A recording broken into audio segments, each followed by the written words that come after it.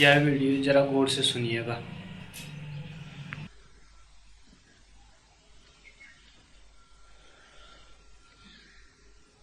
गौन कसी बन जाही बाछा उनका घर ही माही। तृण चरही चित्त सूत पासा गही जुगती साध जगबासा। साधते बड़ा न कोई कही राम सुनावत सोई। राम कही हम साधा रस एकमता राधा। हम साध साध हम माही को दूसर जान नाही। जिन दूसर करि जाना तेहि होहि नरक निदाना। जग जीवन चरण चित्त लावे सो कहि के राम समुझावे। साध के गति को गावे जो अंतर ध्यान लगावे। चरण रहे लपटाई काहु गति नाही पाई। अंतर राखे ध्याना कोई विरला करे पहचाना। जगत की हो एहि बासा पै रहे चरण के पासा। जगत कहे हम माही वै लिप्त काहू माँ नाही। जस गृह तस उद्याना वै सदा अहै निर्वाणा। जो जल कमल के पासा वे वैसे रहत निरासा। जैसे कुरम जल माही वाकी श्रुति अंडन माही। भव सागर यह संसारा वे रहे जुगती ते न्यारा। जग जीवन ऐसे ठहराना सो साध भया निर्वाणा।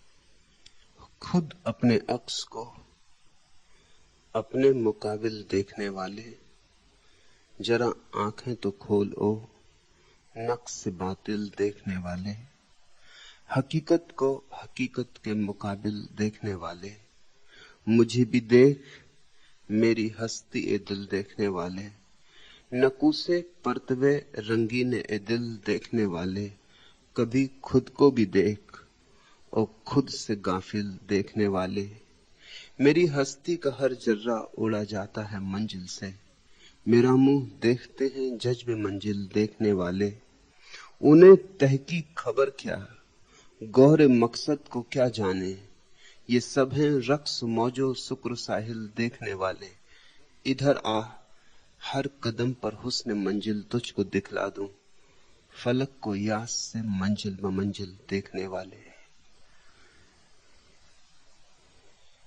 बुद्धों का एक ही आवाहन है, इधर आ हर कदम पर हुस्न मंजिल तुझको दिखला दूं। उस परम प्यारे का सौंदर्य, सत्य का सौंदर्य दिखलाने के लिए बुद्ध पुरुष आतुर है। और उस सत्य का सौंदर्य ऐसा भी नहीं है कि तुमसे कुछ भिन्न हो, तुमसे अभिन्न है। कभी खुद को भी देख और खुद से गाफिल देखने वाले, तुम्हारे जीवन की पीड़ा एक ही है कि तुम स्वयं से अपरिचित हो। एक ही संताप है, आत्मा अज्ञान। आज के सूत्र महत्वपूर्ण है और विशेषकर सन्यास की मेरी धारणा के बड़े अनुकूल है। सन्यासी के लिए आधार बन सकते हैं एक एक शब्द, एक एक कुंजी। गौ निकस बन जाही। देखा है तुमने गाय को जंगल जाते हुए? बाछा उनका घर ही माही, लेकिन उसका बछड़ा तो घर ही होता है, उसका प्यारा तो घर ही होता है। तो ऐसे गाय जाती तो है जंगल, जाना तो पड़ता है, जरूरत है भोजन की, घास की, लेकिन हृदय घर ही रह जाता है। गौ निकसी बन जाही, बाछा उनका घर ही माही, तिन चरई चित्त सुत पासा। चरती है, जंगल में भोजन करती है, लेकिन चित्त की लौ घर की तरफ लगी रहती, बछड़े की तरफ सुरती जगी रहती। गही जुक्ति साध जग बासा। ऐसा ही जो सच्चा साधु है वह जगत में रहता है, लेकिन याद उसकी परमात्मा में लगी रहती। छोटी सी बात, संतों की बातें छोटी सीधी साफ सरल। गाय को जंगल जाते तुमने भी देखा है,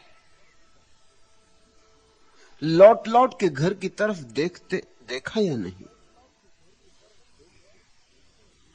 जंगल में चरती भी है तो भी कभी कभी रंभा उठती, घर की याद पकड़ लेती।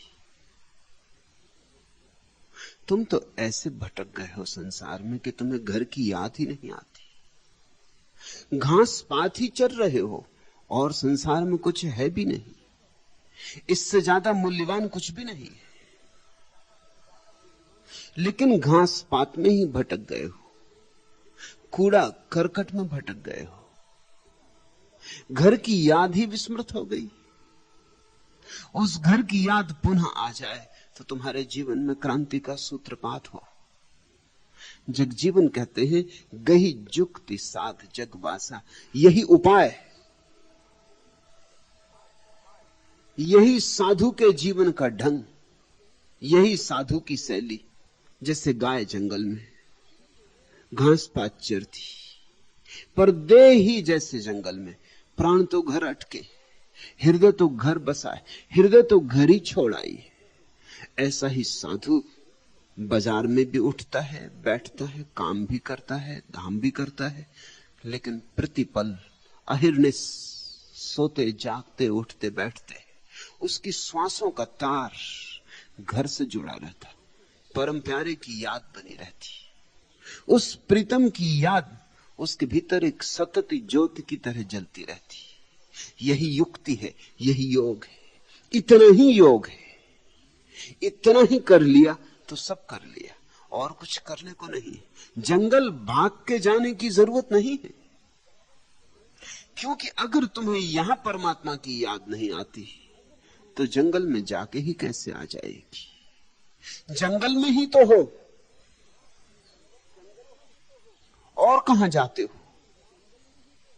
मरघट पे चले जाओगे, इससे साधना नहीं हो जाएगी। बाजार भी तो मरघट है, जरा आंख खोल के देखो, वहां सभी मरने के लिए तैयार बैठे, और मरघट क्या होगा?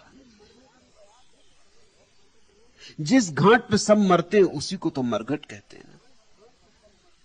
यहां सभी तो मरने को तैयार बैठे, पंक्तिबद्ध अपने अपने समय की प्रतीक्षा करते, कब किसकी गाड़ी आ जाएगी, कब किसका बुलावा आ जाएगा, वो चला जाएगा। और रोज तुम लोगों को विदा करते हो, और कहां जाना है? मरघट पे जाने से क्या होगा? अगर तुम्हें बाजार में मरघट नहीं दिखाई पड़ा तो मरघट में भी तुम बाजार बसा लोगे।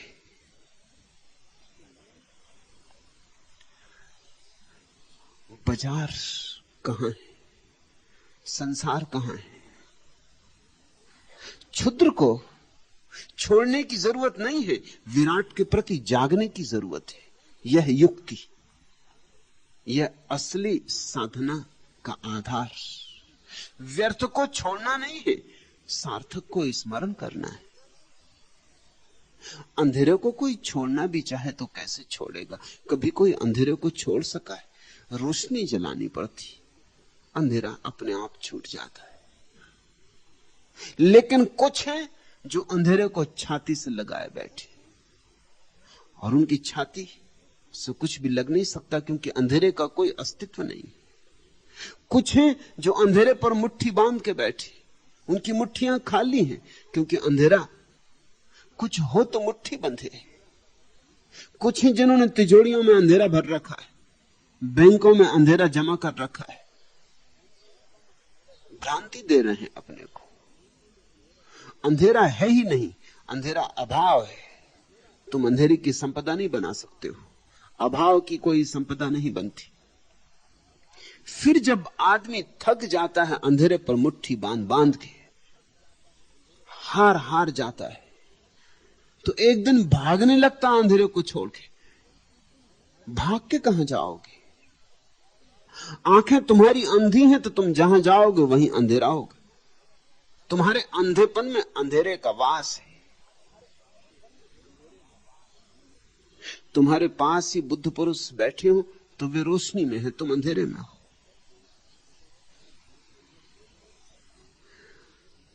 स्थान का सवाल नहीं है, स्थिति का सवाल है। तुम स्थान बदलते हो। तुम कहते हो बाजार में बहुत उलझन है, घर गृहस्थी में बहुत झंझट है, आश्रम जाएं, आश्रम में बैठेंगे। झंझट तुम्हारे भीतर है, झंझट का सूत्र तुम्हारे भीतर है। मैंने सुना एक आदमी बड़ा क्रोधी था, मगर सोचता था पत्नी क्रोध दिला देती, ग्राहक क्रोध दिला देते, बच्चे क्रोध दिला देते, पड़ोसी क्रोध दिला देते।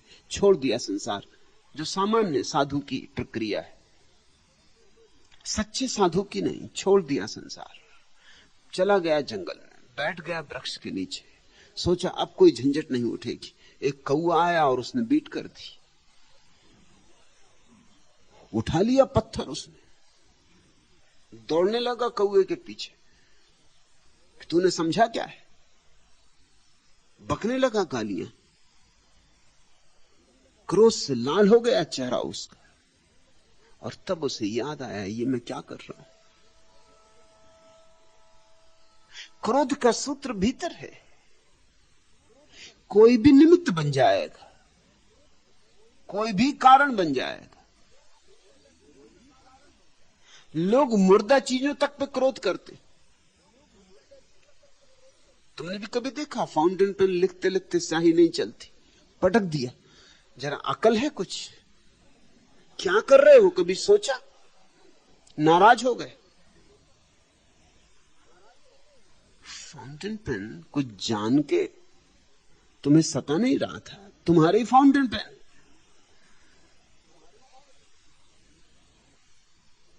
लेकिन क्रोधी आदमी तो किसी भी चीज पे क्रोध कर लेता। दरवाजा ऐसे लगाता है जिस दरवाजे में कोई प्राण, जूता ऐसा फेंक देता है जिससे जूते में कुछ प्राण।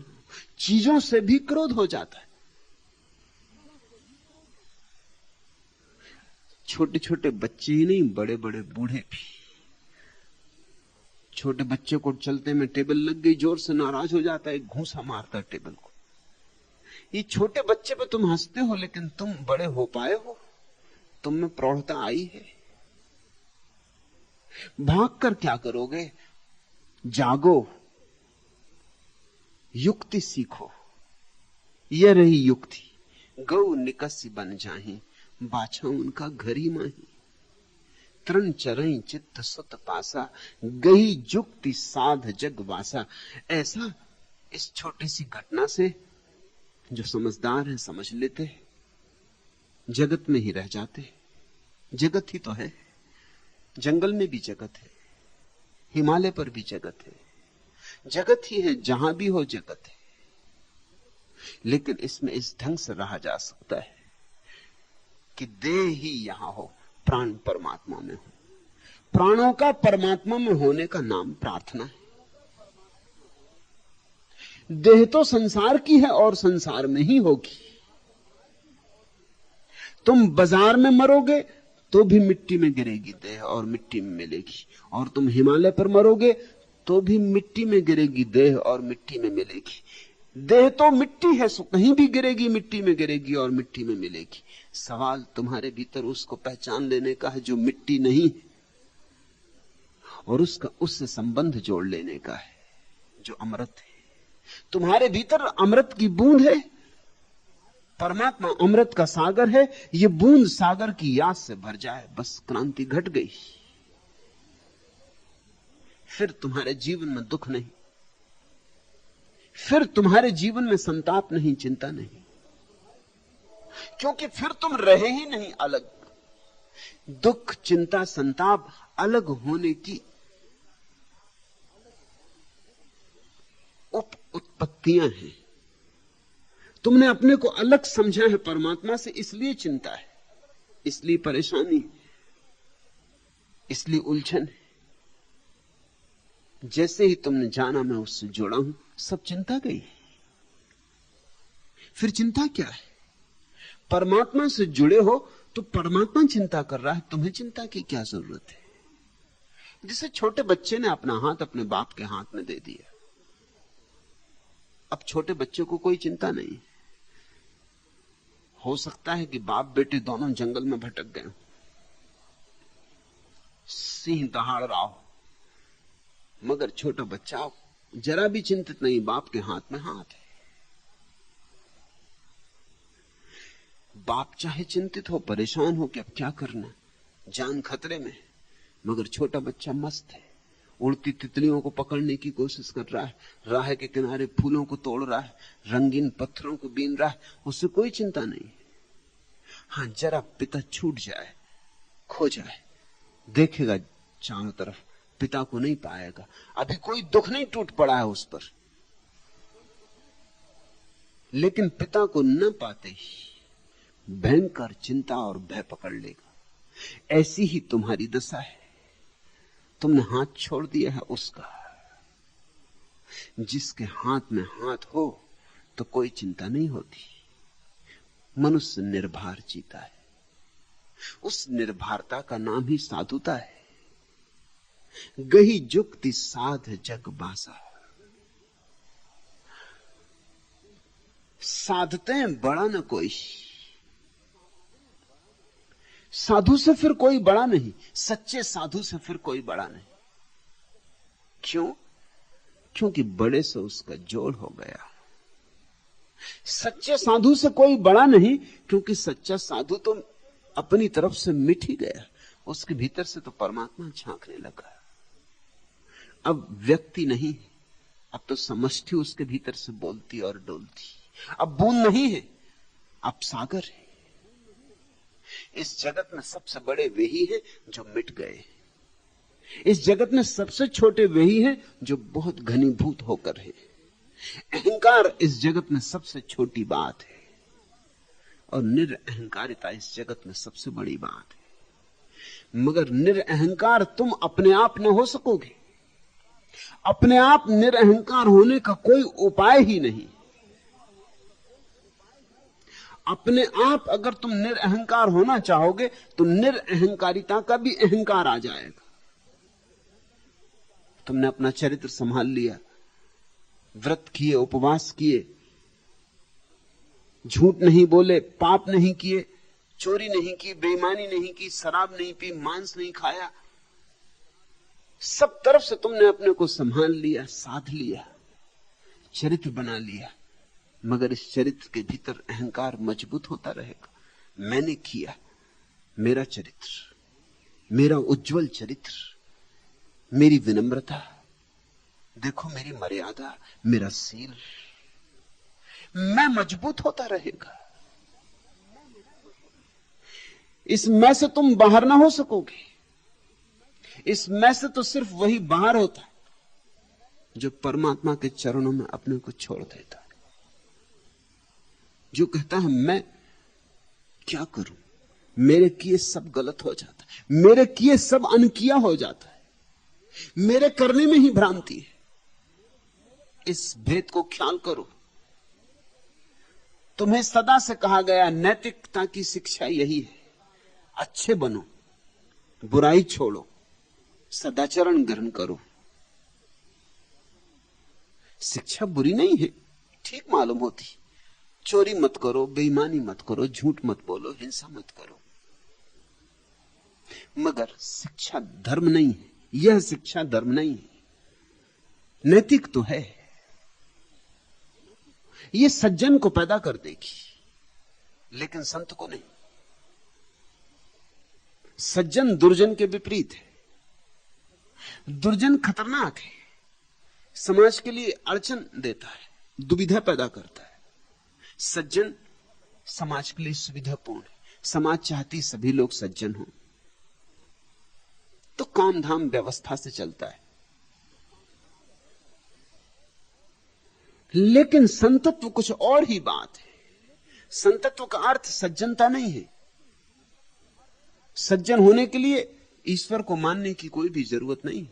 नास्तिक भी सज्जन होते, अक्सर तो ज्यादा सज्जन होते हैं आस्तिक से। आखिर रूस और चीन में लाखों करोड़ों नास्तिक सज्जन। ईश्वर को न मानने से कोई असज्जन नहीं हो जाता। अक्सर तो ऐसा हो जाता है कि ईश्वर को मानने वाले को सुविधा मिलती असज्जन होने की, क्योंकि वो सोचता है चले जाएंगे एक दफा गंगा नहा आएंगे, धुल जाएंगे सब पाप, कर लो। अभी तो बहती गंगा, हाथ धो लो, फिर देखेंगे, फिर यज्ञ हवन करवा देंगे, फिर मरते वक्त राम राम जप लेंगे। और उसकी तो करुणा है ही, वो तो महाकरुणावान है। उसने तो अपात्रों को पार कर दिया, लंगड़ों को पहाड़ चढ़ा दिया, बहरों को सुनवा दिया, अंधों को दिखवा दिया। तो देख लेंगे, उसी का पकड़ लेंगे सहारा, आखिर में उसी का नाम पुकार लेंगे। आस्तिक को एक सुविधा है कि पाप भी कर लो और पाप से बचने का उपाय भी। नास्तिक को सुविधा नहीं है। नास्तिक तो जानता है जो मैंने किया मैंने किया, अच्छा तो मैंने, बुरा तो मैंने। लेकिन नास्तिक कभी अहंकार से मुक्त नहीं हो सकता, ये बात समझना। नास्तिक दुष्चरित्रता से मुक्त हो सकता है, लेकिन अहंकार से मुक्त नहीं हो सकता। अहंकार से मुक्त होना तो केवल परम आस्तिकता में ही संभव। झूठा आस्तिक भी अहंकार से मुक्त नहीं होता। झूठा आस्तिक ज्यादा से ज्यादा चरित्रवान हो सकता है, लेकिन उसका चरित्र सब ऊपर ऊपर होता है और भीतर अहंकार जलता है, प्रज्वलित जलता है। इसलिए अक्सर मंदिर जाने वाले लोग तुम्हें ज्यादा अहंकारी मालूम पड़ेंगे। जिन्होंने एक आध दिन उपवास कर लिया वो समझते हैं, जिन्होंने उपवास नहीं किया वो सब नरक जाने वाले। जिसने एक आध बार मंत्र पढ़ लिया दिन में वो सोचता है बस मेरा स्वर्ग निश्चित, और सब पे उसको दया आती कि बेचारे दीनहीन भटकेंगे, जलेंगे नरकों में। तुम्हारे एक बार मंत्र तोता रटंत की तरह मंत्र पढ़ लेने से सिर्फ तुम्हारा अहंकार भर रहा है और कुछ भी नहीं हो रहा है। असली आस्तिक कुछ बात और है। असली आस्तिकता का आधारभूत नियम है मेरे किए कुछ भी ना होगा। मैं तो अच्छा भी करता हूं तो बुरा हो जाता, नेकी भी करता हूं तो बदी हो जाती। मेरे हाथ में ही भूल है, मेरे होने में ही भूल है। मेरा तुझसे पृथक होना ही मेरी सारी भूलों का स्रोत है। इसलिए जब तक मैं तुझसे पृथक हूं तब तक मैं तीर्थ भी करूंगा, पुण्य भी करूंगा, चरित्र भी संभालूंगा, तो भी कुछ संभलेगा नहीं। अंततः मेरा अहंकार ही मजबूत होगा और अहंकार ही तो डुबाएगा, अहंकार ही तो नरक है। फिर क्या करूं? तू कर, मैं छोड़ता हूं, मैं हटता हूं रास्ते से, मैं तेरे और मेरे बीच ना आऊंगा, मैं सब तुझ पे समर्पित करता हूं। मैं तेरी याद रखूंगा, मैं तेरी पूरी तरह याद रखूंगा, एक क्षण तुझे विस्मरण ना करूंगा। जागते ही नहीं सोते भी अहिर्निश तेरी याद मेरे हृदय में गूंजती रहेगी। बस शेष तू कर और शेष सब अपने से हो जाता है। क्योंकि जैसे ही अहंकार मिटा वैसे ही पाप का आधार मिट गया, और जैसे ही अहंकार मिटा पुण्यात्मा का भाव भी मिट गया। यह जो परम शून्य की दशा है,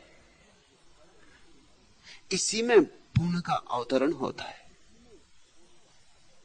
फिर व्यक्ति तो बांस की पोंगरी, फिर परमात्मा जो गीत गाता है गाता है।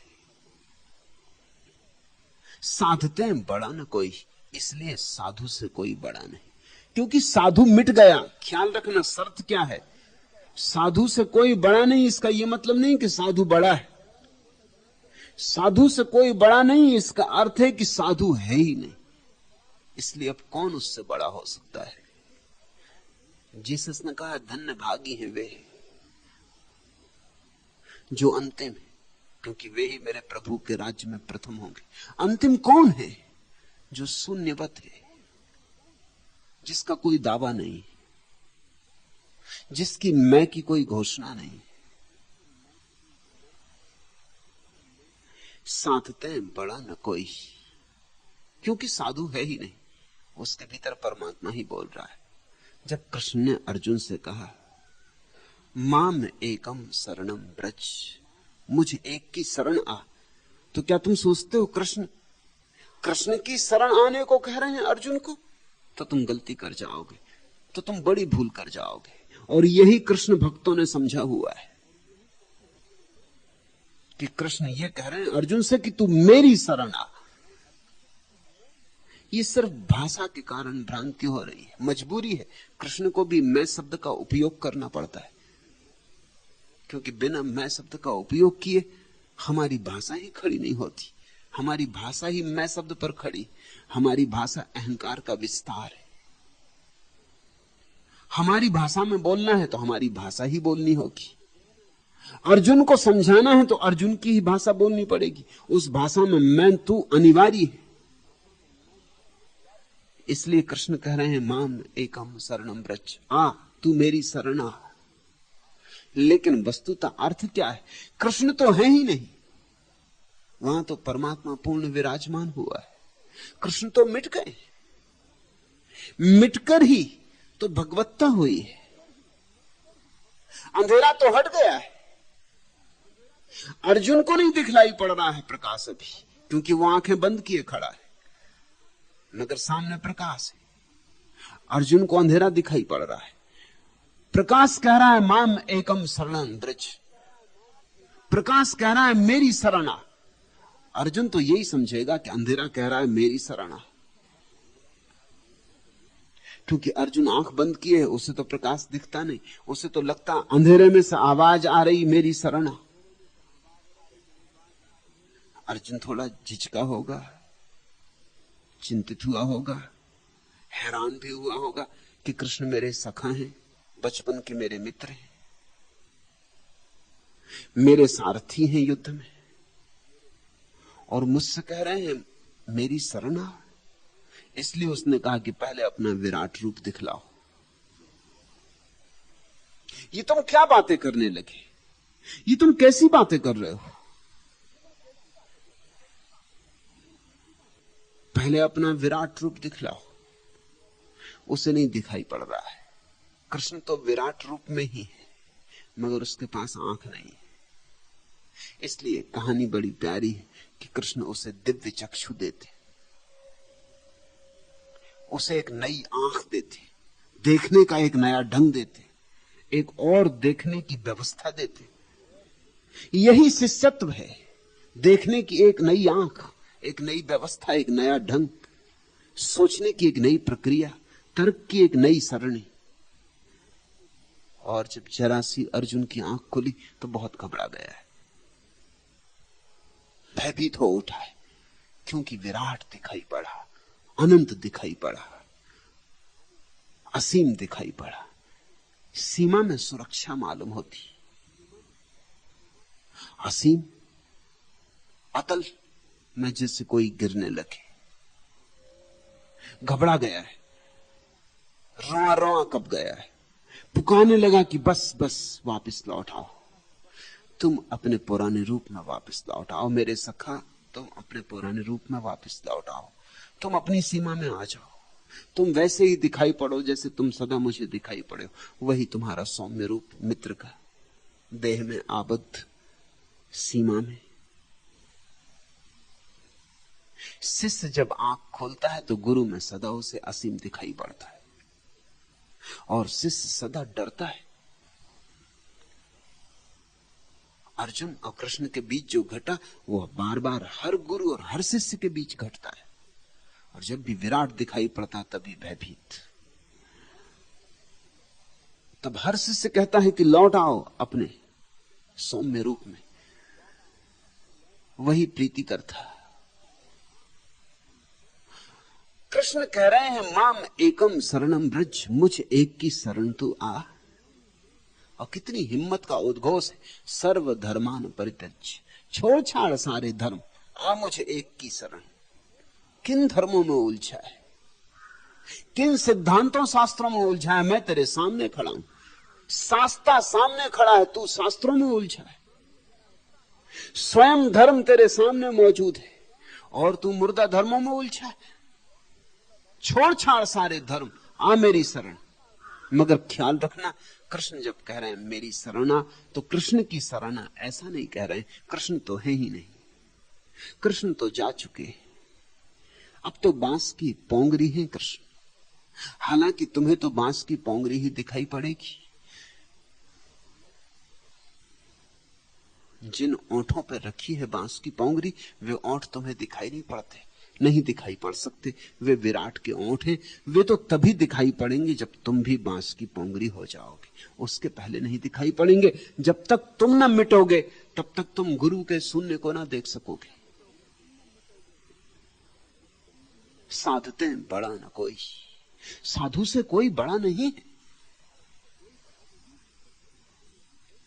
क्योंकि साधु है ही नहीं। यही उसका बड़प्पन है, यही उसकी विशालता है, विराटता है, क्योंकि वह शून्य हुआ। शून्य ही सबसे बड़ी संख्या है, शून्य ही प्रथम है और शून्य ही अंतिम है। सब संख्याएं बीच में, न तो शून्य से छोटा कुछ है, न शून्य से बड़ा कुछ है। शून्य इसलिए बड़ा है कि शून्य सबसे छोटा है।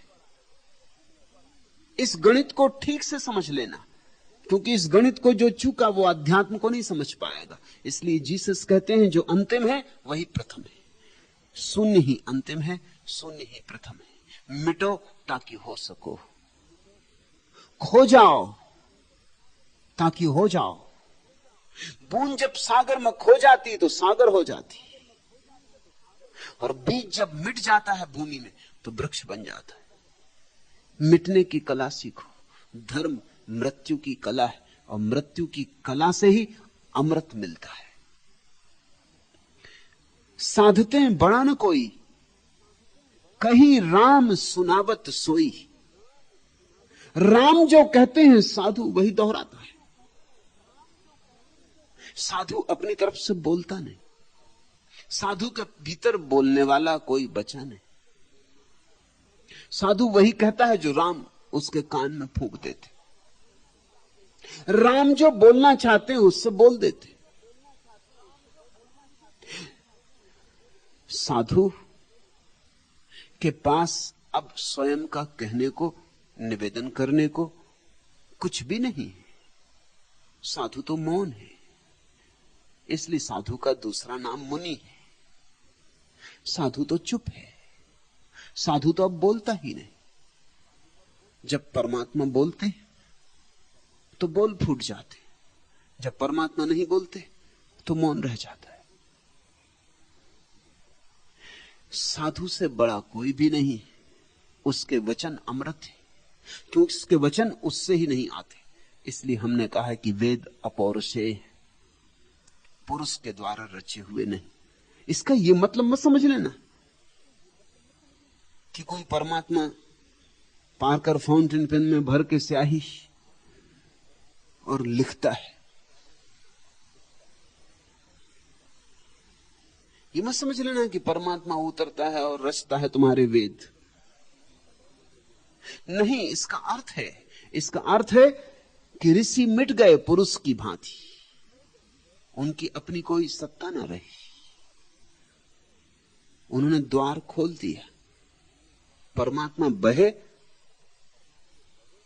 तो वे राजी हैं उसको बहाने को, न बहे तो राजी है। उनका कोई आग्रह न रहा। ऐसी अनाग्रहपूर्ण अवस्था में परमात्मा बहता है, उसकी धारा धीरे धीरे बहनी शुरू हो जाती। तब जो वचन जगे, वे वचन जिनसे आए थे उनके नहीं है, इसलिए हम कहते अपौरुषेय।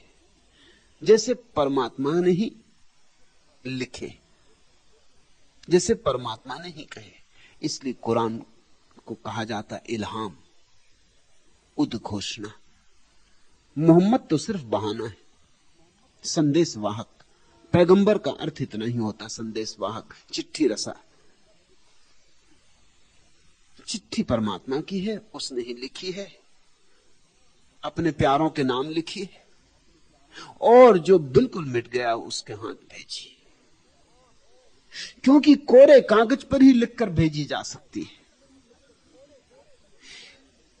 जब तक तुम्हारे चित्त में अपनी लिखावट बनी है तब तक परमात्मा कुछ भी ना लिखेगा। तब तक तुम भरे हुए कागज हो, तुम पर लिखा ही हुआ है बहुत कुछ, इसमें कुछ लिखा नहीं जा सकता। लिखे लिखा कागज पर कोई लिखेगा कैसे? जब तुम चिट्ठी लिखते हो तो स्वच्छ निर्मल सूने कोरे कागज पर लिखते हो। जिनके हृदय कोरे हो गए,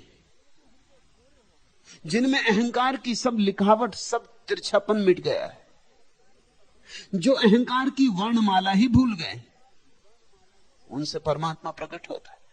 कभी गीता बनके, कभी कुरान बनके, अनेक अनेक ढंगों से प्रकट होता है। गीता कुरान में फिर फर्क क्यों है, लोग पूछते। अगर परमात्मा ही गीता से बोला और परमात्मा ही कुरान से बोला तो गीता कुरान में फर्क क्यों है?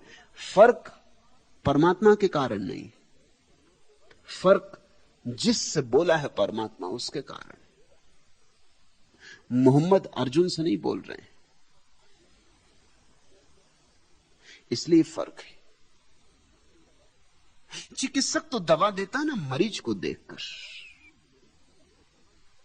एक ही हाथ से प्रिस्क्रिप्शन लिखता है। टीबी के मरीज को और, कैंसर के मरीज को और, सर्दी जुकाम के मरीज को और। 1000 मरीज होते तो 1000 प्रिस्क्रिप्शन लिखता है। कुरान एक प्रिस्क्रिप्शन है, जैसे गीता एक प्रिस्क्रिप्शन है। चिकित्सक तो एक है, लिखने वाला मालिक एक है, लेकिन मरीज अनेक है। जो भेद पड़ा है वो बोलने वाले के कारण नहीं है। ये मत सोचना कि कृष्ण से कोई और परमात्मा बोला और मोहम्मद से कोई और परमात्मा बोला। परमात्मा एक है, बोलने वाला एक है, लेकिन जिससे बोला है उसकी बीमारी अलग अलग है। अर्जुन की बीमारी और है। अर्जुन अभिजात है, कुलीन है, सुसंस्कृत है। उस देश में, उस समय में जो श्रेष्ठतम संस्कृति हो सकती थी, श्रेष्ठतम चरित्र हो सकता था, वैसा व्यक्ति है। इससे बोलना और ढंग से होगा। मोहम्मद जिनसे बोले वे पढ़े लिखे लोग, खानाबदोश, संस्कृति का जिन्हें कोई पता नहीं, मरना मारना जिनका कुल धंधा है, चोरी चपाटी लूट खसोट जिनका काम, इनसे अगर गीता की भाषा में बोलोगे तो सिर्फ तुम्हारी मूढ़ता सिद्ध होगी। इनसे इनकी ही भाषा में बोलना होगा, इनकी जरूरत के अनुकूल बोलना होगा। परमात्मा सदा तुम्हारी जरूरत के अनुकूल रूप लेता है। तुम्हारी जरूरत होती वैसी औषधि बन जाता है। परमात्मा अनंत है, इसलिए सभी रूप ले सकता है। समय बदल जाता है, रूप बदल जाते हैं। आज परमात्मा मोहम्मद की तरह नहीं बोल सकता है। दुनिया बहुत और हो गई। आज अगर परमात्मा मोहम्मद की तरह बोले, कौन सुनेगा? कोई सुनेगा नहीं। परमात्मा मोहम्मद की तरह बोले तो बड़ा तिथि बाह, आउट ऑफ डेट मालूम पड़ेगा। जैसे कोई पुराना अखबार पढ़ रहे हो, 1000 साल पुराना, ऐसा मालूम पड़ेगा। उसका आज से कोई संगति न रह जाएगी। प्रतिदिन परमात्मा को नई अभिव्यंजना लेनी पड़ती, नए संदेश भेजने पड़ते, भूलों के लिए, भटकों के लिए। लेकिन परमात्मा सदा पुकारता रहा है। लेकिन पुकार उसकी उन्हीं के द्वारा आती जो कोरे हो गए। साधते बड़ा ना कोई, कही राम सुनावत सोई। साधु की सबसे बड़ी खूबी क्या है कि वह वही बोलता है जो राम बोलते। उसमें हेर फेर नहीं करता, उसमें मात्रा भी नहीं बदलता, उसमें रत्ती भर अंतर नहीं करता, उसमें सुधार नहीं करता, संशोधन नहीं करता। जैसा और जो प्रकट होना चाहता है उसे ठीक वैसा का वैसा अभिव्यक्त हो जाने देता है। इसलिए परमात्मा की वाणी को जगत में लाने वाला व्यक्ति हमेशा कठिनाई में पड़ जाता है, क्योंकि वो राजनीतिक चालबाजी नहीं करता। कुछ बचा ले, कुछ बदल दे, कुछ थोड़ा ढंग से कह दे, कुछ ऐसा कर ले, कुछ वैसा कर ले, 4 शब्द और जोड़ दे, 4 शब्द घटा ले, तो झंझट बच जाए। जीसस झंझट से बच सकते थे, सूली ना लगती, ये हो सकता था। जरा थोड़े से फर्क करने जरूरी थे, जरा से फर्क, ज्यादा फर्क करने की जरूरत न थी। परमात्मा जीसस के भीतर से बोल रहा था। जिस ढंग से जीसस उसी ढंग से बोले, रत्ती भर फर्क ना किया। मित्रों ने समझाया भी, प्रेमियों ने सलाह भी थी, जरा से फर्क कर लो, ये 2-4 बातें मत कहो, कोई अड़चन ना आएगी। मगर जीसस ने कोई फर्क न किए। जीसस फर्क कर नहीं सकते, क्योंकि जीसस है ही नहीं। ये होशियारी नहीं हो सकती। अब होशियारी करने वाला अहंकार जा चुका।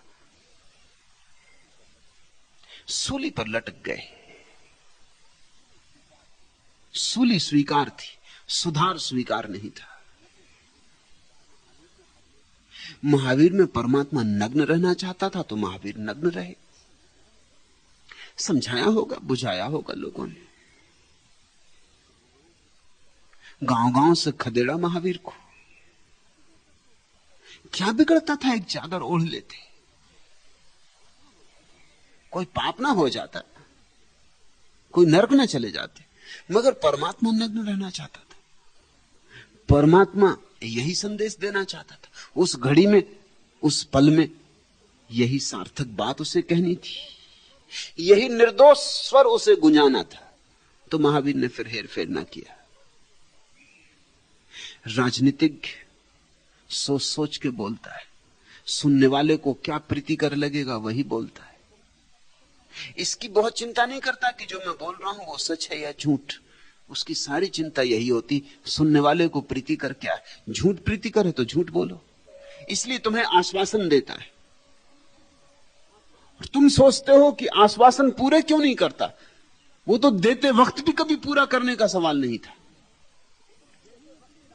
वो तो दे ही इसलिए रहा था कि आश्वासन तुम्हें प्रीतिकर लगते।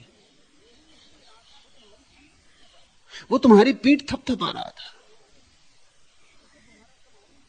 उसे तुम्हारा समर्थन चाहिए। तुम्हें सत्य मिले इसकी उसे चिंता कहां है, समर्थन चाहिए उसे तुम्हारा। तुम अगर झूठ से राजी हो तो वो झूठ से राजी। इसलिए राजनीतिज्ञ मंदिर भी चला जाता, मस्जिद भी चला जाता, फकीर पीर औलिया की कब्र पे भी चला जाता, मजार पे भी चला जाता, गणेशोत्सव में भी सम्मिलित हो जाता।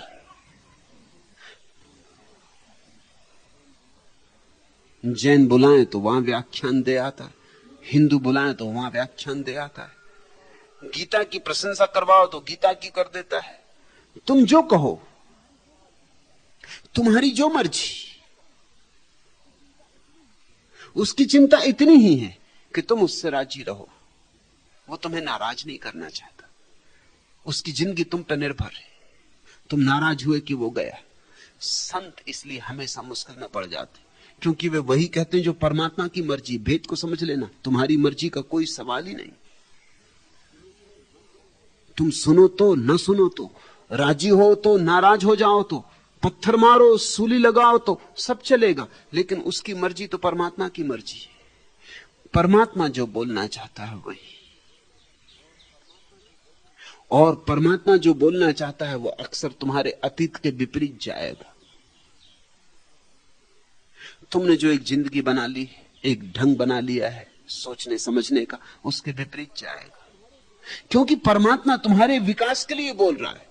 विकास का मतलब होता है पुरानी सीढ़ी छोड़नी पड़ेगी, नई सीढ़ी पे कदम रखने होंगे।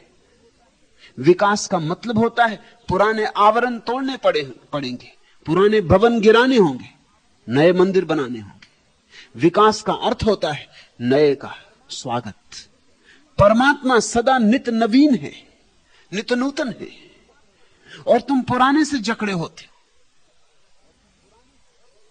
और तुम पुराने से इतने जकड़े होते हो कि तुम्हारा सारा न्यस्त स्वार्थ पुराने से बंधा होता है।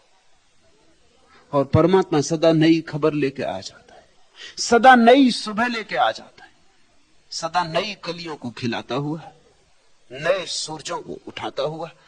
और तुम पुराने में इतने लिप्त हो कि तुम कहते हो कि नहीं नहीं, पुराना ही ठीक था। हम पुराने से बामुश्किल तो राजी हो पाए थे, लेकिन परमात्मा एक पल भी पुराने के साथ नहीं है। यह बात तुम समझ लेना। परमात्मा नए के साथ है। परमात्मा सूख गई पत्ती के साथ नहीं है, नहीं तो पत्ती गिरती नहीं। पत्ती गिर गई है सूखकर, परमात्मा ने उसका साथ छोड़ दिया है इसलिए गिर गई। परमात्मा तो नई कोपल के साथ है, वो जो अभी अभी उग रही, जो अभी अभी फूट रही, कोमल है, नाजुक है, नई है, उसके साथ है। तुम पुरानी पत्तियां संभाल के रख लेते हो। तुम्हारी पुरानी पत्तियों में कोई प्राण नहीं रह गए। तुम कब्रों की पूजा करते हो, परमात्मा जीवन है। तुम मुर्दों की पूजा करते हो, परमात्मा अमृत है। तुम मृत्यु के आराधक हो। तुम्हें पता है मनोवैज्ञानिक क्या कहते हैं कि आदमी मुर्दों की पूजा क्यों करता है? और तुम्हें पता है जब कोई मर जाता है तो बुरे से बुरे आदमी के संबंध में भी फिर हम बुराई नहीं करते। हम कहते हैं भाई मर गया, अब उसकी प्रशंसा करो। मरे हुए आदमी की प्रशंसा की जाती है, बुरे से बुरे आदमी की भी। लोग दो शब्द प्रशंसा में कहते। मैंने सुना है एक आदमी मरा, गांव भर उसको जिंदगी भर गाली दिया था, गांव भर उससे परेशान था, लेकिन फिर भी सारा गांव उसे मरघट पहुंचाने गया, फूल मालाएं लोगों ने पहनाई। उसकी आत्मा भी उड़ती उड़ती ऊपर अपनी अर्थी के साथ गई। बड़ा हैरान था, सोचा नहीं था उसने कभी कि गांव के लोग इस तरह आंसू बहाएंगे, इस तरह फूल चढ़ाएंगे।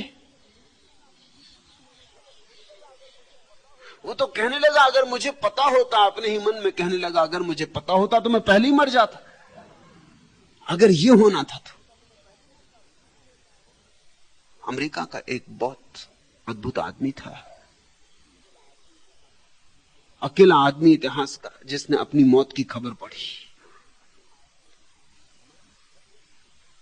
मरने के पहले उसने अपने सेक्रेटरी को बुला के कहा कि खबर कर दो कि मैं मर गया। सेक्रेटरी ने कहा आप होश में तो हैं? डॉक्टर ने कह दिया कि बस 24 घंटे से ज्यादा नहीं जी सकता, बस आखिरी घड़ी करीब है। पर उसने कहा तुम फिक्र मत करो, मैं बिल्कुल होश में हूं, मैं अपनी मरने की खबर पढ़ना चाहता हूं कि लोग मेरे बाबत क्या कहते। जिंदगी में तो मेरे संबंध में लोगों ने कुछ अच्छा कभी कहा नहीं, चित्त मेरा खिन्न है, मैं जरा देखना चाहता हूं कि मरने के बाद लोग क्या कहते। खैर खबर कर दी गई, अखबारों में खबरें छप गई, संपादकीय लेख लिखे गए। वो आदमी करोड़पति था, इसलिए तो लोग गाली देते थे, जिंदगी भर से उसके खिलाफ थे। बड़ी प्रशंसा के गीत लिखे गए कि महादाता था, दानी था, ऐसा वैसा। पहले लोग कहते थे चोर, शोषक, बेईमान, धोखेबाज, पाखंडी। मरने के पहले उसने जब अखबारों में संपादकीय देखे, आपने तस्वीरें देखी, उसे खुद ही भरोसा न आया क्या ये मेरे ही संबंध में ये बातें कही जा रही। हालांकि लोग मुझे गालियां देते थे, मुझे अच्छा ना लगता था, लेकिन मैं जानता हूं वो ठीक कहते थे। अब ये बिल्कुल सरासर झूठ है। हालांकि मुझे अच्छा लग रहा है, उसने कहा बहुत अच्छा लग रहा है, बहुत गुदगुदी मालूम होती, और मर रहा हूं निश्चिंत होकर। और उसने अपने सेक्रेटरी को कहा कि बुला लो फोटोग्राफरों को और अपनी ही अखबार में मरने की खबर पढ़ते हुए चित्र निकलवा लो, फिर मेरे मरने के बाद फिर खबर छपे कि मैं दुनिया के मनुष्य जाति के इतिहास का पहला और आखिरी आदमी हूं जिसने अपनी मौत की खबर खुद पढ़ी। मर जाने के बाद हम क्यों प्रशंसा करते हैं? मनोवैज्ञानिक कहते हैं डर के कारण। आदमी सदा से भयभीत रहा है मुर्दों से, भूत प्रेतों से। अब जैसे कोई नेताजी मर गए, जिंदगी भर तुमने सताया ही, अब तुम्हें और डर लगता है कि अब मारे गए, अब ये देह से भी मुक्त हो गए, अब ये दीवार पार कर जाएं, रात छाती पे चढ़ जाएं कि महाराज ऐसा मत करना। मनोवैज्ञानिक कहते हैं कि हम मुर्दों की प्रशंसा करते हैं भय के कारण। पुराना भय कि मरा हुआ आदमी पता नहीं अब क्या करे। पत्नी ने जिंदगी भर सताया या पति ने जिंदगी भर सताया, अब मर गए, अब रो लेती पत्नी, छाती पीटती, भीतर भीतर खुश भी होती कि भले गए। जिंदगी भर यही चाहती थी कि राम जी कब उठा लें, अब राम जी ने उठा लिया तो रोती, मगर डरती भी है, घबराती भी, कपती भी, क्योंकि वैसे ये दुष्ट था आदमी, और अब ये मर भी गया, अब ये दिखाई भी नहीं पड़ेगा। अभी घुसिया रात अंधेरे में। और मुल्ला नसरुद्दीन ने अपनी पत्नी से कहा कि मेरी बड़ी इच्छा है ये बात जानने की कि मरने के बाद लोग बचते हैं या नहीं बचते। तो हम में से जो भी पहले मर जाए वो वादा करे कि तीसरे दिन लाख अड़चने हो मगर चेष्टा करेगा संपर्क साधने की। तीसरे दिन आ जाए, दरवाजे पे दस्तक दे, बस इतना कम से कम कह जाए कि हां मैं हूं, तो भरोसा तो आ जाए। मुल्ला और मुल्ला की पत्नी ने दोनों ने तय कर लिया कि ठीक है, जो भी पहले मरे वो तीसरे दिन आके दरवाजे पे दस्तक दे और अंदर आके इतना कह दे कि मैं जिंदा हूं। और आदमी मरने से ही मरता नहीं। फिर मुल्ला कुछ सोच में पड़ गया। फिर उसने कहा एक बात ख्याल रख, अगर तू पहले मर जाए तो दिन में ही आना, रात में। ऐसे भी मैं रात रहूं, घर में रहूंगा नहीं, तेरी वजह से घर आना पड़ता, रात मजबूरी में घर आना पड़ता है। वैसे भी मैं घर रहूंगा नहीं, तू पक्का रख। और रात अगर रहूं भी तो रात तू आना मत, क्योंकि रात मुझे डर लगता है। और अंधेरे में घर में अकेला और तू आके दस्तक देने लगे, भरे उजाले में आना। अच्छा तो हो कि दफ्तर में आना, तो मुझे भी प्रमाण मिल जाएगा, बाकी लोगों को भी प्रमाण मिल जाएगा। जिसको तुम जिंदा छाती से लगाते थे वो मुर्दा होके मर के तुम्हारा हाथ हाथ में ले ले, तुम्हारे प्राण छूट जाएंगे एकदम। इसलिए मनोवैज्ञानिक कहते हैं कि आदमी मृत्यु के भय के कारण मुर्दा की प्रशंसा करता है, पूजा के फूल चढ़ाता है। ये तुम जो पितृपक्ष इत्यादि मनाते हो, इसका मतलब तुम्हें चाहे पता हो या ना हो, इसका मतलब हे पिताजी अब आप उसी तरफ रहना, यहां सब ठीक चल रहा है, श्राद्ध किए दे रहे। जिंदगी भर जिनकी श्रद्धा में 2 फूल नहीं चढ़ाए थे, मर के लोग उनका श्राद्ध करते, गया जाते श्राद्ध करने। अगर पिता जिंदा होते कहते बेटा मुझे गया ले चलो, तो कोई ले जाने को राजी नहीं था। जिंदा पिता को कोई गया ले जाने को राजी नहीं था कि काहे के लिए, क्या जरूरत, फिजूल खर्ची करवाना है, शांति से घर में बैठो। तुम्हें बुढ़ापे में और न मालूम कहां कहां के ख्याल आते। मगर पिताजी चल बसे, फिर बेटा जी गया जाते, डर कि अब किसी तरह छुटकारा करो, इनका जो कुछ लेना देना है निपटारा करो, कहीं आओ आना जाए। मनुष्य डरता है, इसलिए मुर्दे की पूजा करता है। जिंदा का सम्मान नहीं, जीवन का सम्मान नहीं, मृत्यु का भय।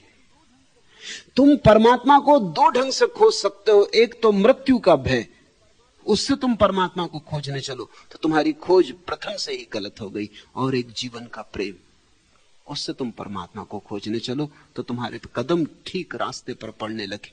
मैं तुम्हें जीवन का प्रेम सिखाना चाहता हूं।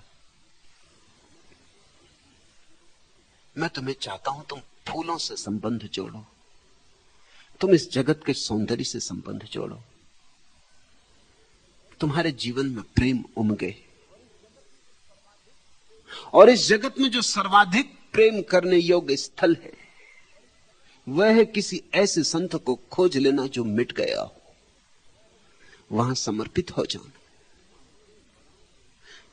साधते बड़ा न कोई, कही राम सुनावत सोई, राम कही हम साधा। जगजीवन कहते हैं राम ने कहा और हमने साधा, उन्होंने जो कहा वैसा साधा, हमने कुछ उसमें हेरफेर ना किया। राम कही हम साधा, रस एक मता और आधा। और इसी तरह फिर एक रस हुए, आराधना जमी, प्रार्थना पकी। रस एक मता और आधा, फिर हम धीरे धीरे एक ही हो गए। राम ने जो कहा वही हमने किया, जो करवाया वही किया, जो बुलाया वही बोला। जैसा नचाया वैसे नाचे, फिर धीरे धीरे एक ही हो गए, क्योंकि भेद ही क्या रहा। जब हम राम के हाथ में ऐसे हो गए जैसे कोई कठपुतली, नचाने वाला नचाए तो नाचे, रुकाए तो रुके। जब कोई ऐसे अनन्य भाव से एक हो जाता है तो रस सधता है, तब तारतम्य बैठता है, तब तुम्हारी वीणा उसकी वीणा के साथ बजती है। उसकी वीणा के साथ बजने का नाम ही आनंद है। अलग अलग दुख है, साथ साथ सुख है। उससे अलग नरक है, उससे जुड़ के स्वर्ग है। जो उसके साथ एक रस हुआ वही स्वर्ग में हो गया, और जो उसके साथ दूर दूर रहा, अपनी होशियारी बनाता रहा, अपनी चलाने की कोशिश करता रहा। और ध्यान रखना, तुम प्रार्थना भी करते हो तो अपनी चलाने की कोशिश। तुम जाके मंदिर में परमात्मा से यही कहते हो कि मेरी पत्नी की तबीयत खराब, ठीक करो। तुम क्या कह रहे हो? तुम ये कह रहे हो कि तुझे होश है, कुछ समझ है, कुछ अकल है। मेरी पत्नी को और बीमार क्या हो, मेरी पत्नी को और बीमारी करना होती, इतनी पत्नियां दुनिया में, ठीक करो, मेरी चलने दो। तुम्हारी प्रार्थना का अगर सार निचोड़ खोजा जाए, मैंने हजारों लोगों की प्रार्थनाएं सुनी है, उनका सार निचोड़ इतना है कि मेरी मर्जी पूरी हो, तू उसे पूरा कर। और ये प्रार्थना हुई कि मेरी मर्जी पूरी हो, ये तो परमात्मा से सेवा लेने की उत्सुकता हुई, सेवा करना ना हुआ। ये तो परमात्मा को झुकाना हुआ अपने चरणों में, उसके चरणों में स्वयं झुकना ना हुआ। फिर प्रार्थना क्या है? प्रार्थना का अर्थ है तेरी मर्जी पूरी हो। जीसस के आखिरी वचन यही थे इस पृथ्वी पर। सूली पर लटके क्षण आखिरी बात जो उन्होंने कही थी वो यही थी, तेरी मर्जी पूरी हो। ये प्रार्थना है। सूली पर लटके हुए भी ये कहा कि तेरी मर्जी पूरी हो। अगर तू सूली दे रहा है तो यही सिंहासन है। अगर तू सूली दे रहा है तो बस कांटा भी फूल, जहर भी अमृत है। तेरे हाथ से जहर भी मिल जाए तो अमृत है। तेरी मर्जी पूरी हो। और ऐसी जब घड़ी आ जाती है कि तुम्हारी मर्जी और परमात्मा की मर्जी में कोई भेद नहीं रह जाए, उसकी मर्जी ही तुम्हारी मर्जी, ऐसी अनन्यता, तो जगजीवन का वचन बड़ा प्यारा है। रस एक मता और आधा, अनन्य भाव का आराधन हो गया। यह है प्रार्थना का स्वरूप, अनन्य भाव। नहीं अन्य हूं तुमसे, तुम्हारी ही किरण हूं, तुम हो सूरज, तुम्हारी ही बूंद हूं, तुम हो सागर, तुम्हारी ही एक छोटी सी झलक हूं, तुम हो मालिक। पूरे प्राणों से जो कह सके या मालिक, तेरी मर्जी पूरी हो। फिर तुम्हारी प्रार्थना में मांग नहीं रह जाती, धन्यवाद रह जाता, केवल धन्यवाद। और जब प्रार्थना में केवल धन्यवाद रह जाए तो प्रार्थना का मजा और, रंग और, सौंदर्य और, उत्सव और। फिर जीवन एक नए आयाम में गति करता है, उड़ता है ऊपर और ऊपर, अतिक्रमण कर जाता है सारी सीमाओं का। लेकिन परमात्मा पर छोड़ो सब। ठीक कहते जगजीवन, राम कही हम साधा। कितने सीधे साफ छोटे छोटे वचन, पर उपनिषदों को मात कर दें। वेद झेपे, कुरान फीकी मालूम पड़ने लगे। राम कही हम साधा, इसको और सरलता से कैसे कहोगे? इसको और सरल नहीं किया जा सकता। एक मता, रस एक मता और आधा। कई बिजलियां बेगिरे गिर पड़ी, इन आंखों को अब आ गया मुस्कुराना। फिर तो बिजलियां भी गिरे तो भी फर्क नहीं पड़ता। आंखों को मुस्कुराना आ गया। कई बिजलियां बेगिरे गिर पड़ी, इन आंखों को अब आ गया मुस्कुराना। अब कोई चिंता नहीं है।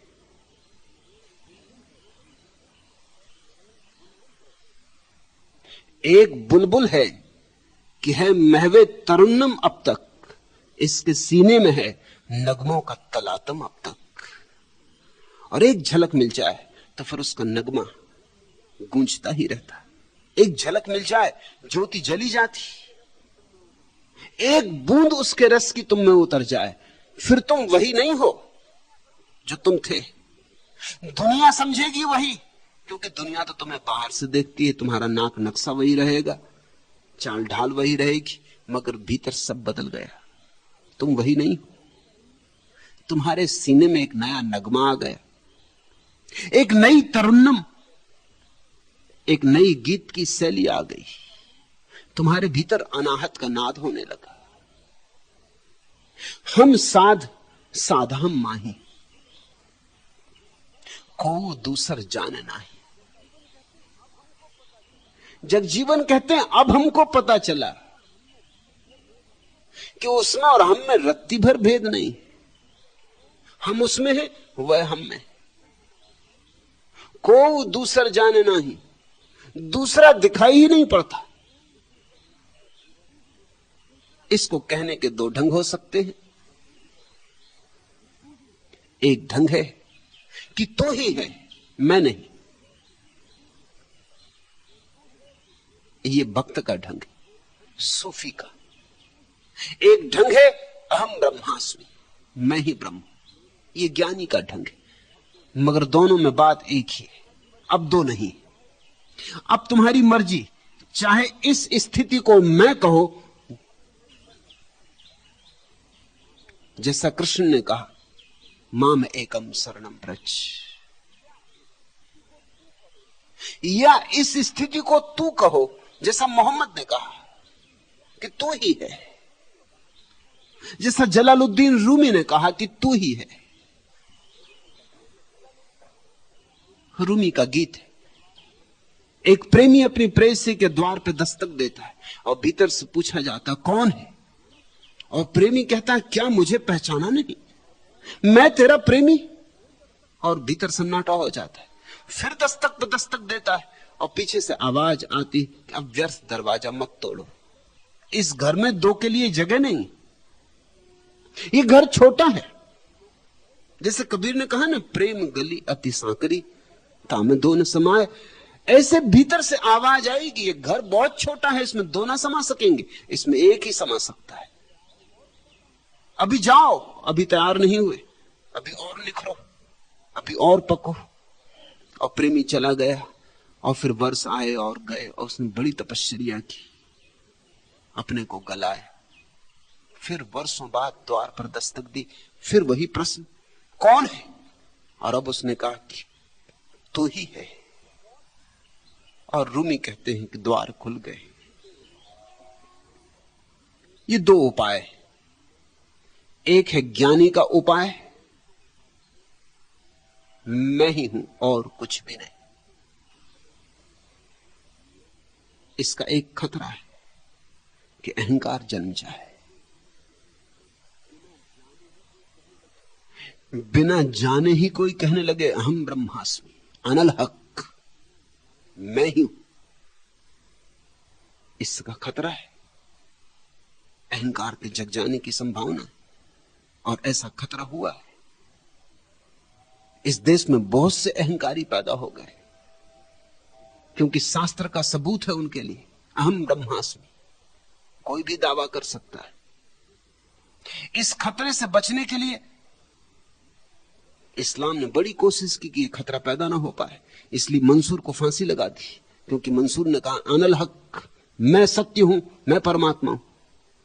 सूली लगा दी क्योंकि ये खतरा अहंकार पैदा न करवा दे।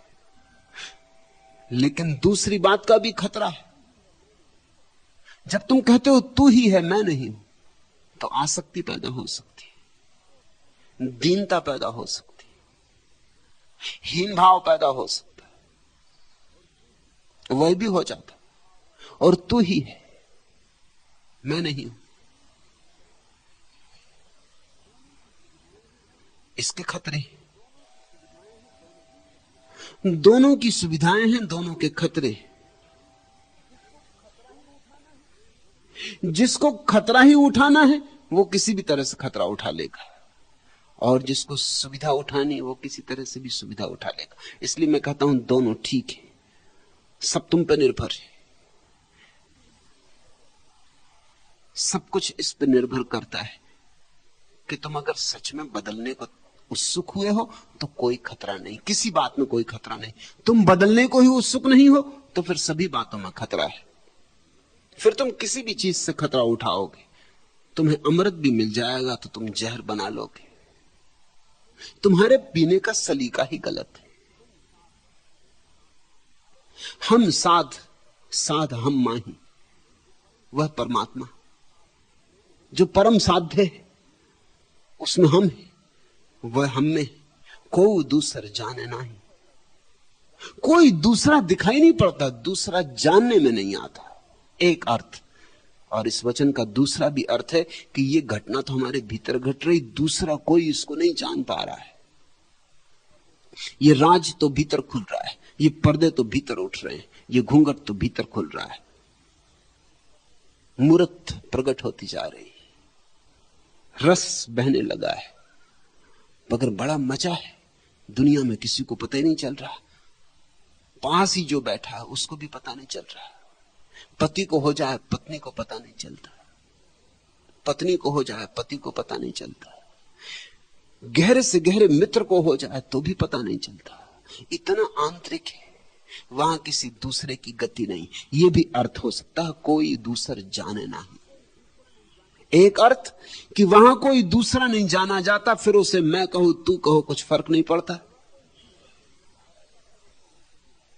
और दूसरा अर्थ कि जिसको ये घटना घटती है, रस एक मता और आधा, जिसके भीतर ये एक रस जन्मता है, जिसके भीतर परमात्मा और आत्मा एक हो जाती, जिसके भीतर मैं और तू अपनी सीमाएं छोड़ देते हैं और आलिंगन में आबद्ध हो जाते, सदा के लिए एक हो जाते, जिसके भीतर ये मिलन घट जाता है। बाहर किसी को कानो कान खबर नहीं होती। इसलिए कई बार ये हो सकता है कि तुम किसी बुद्ध पुरुष के पास भी आ जाओ संयोग से और यूं ही गुजर जाओ, तुम्हें पता भी ना चले।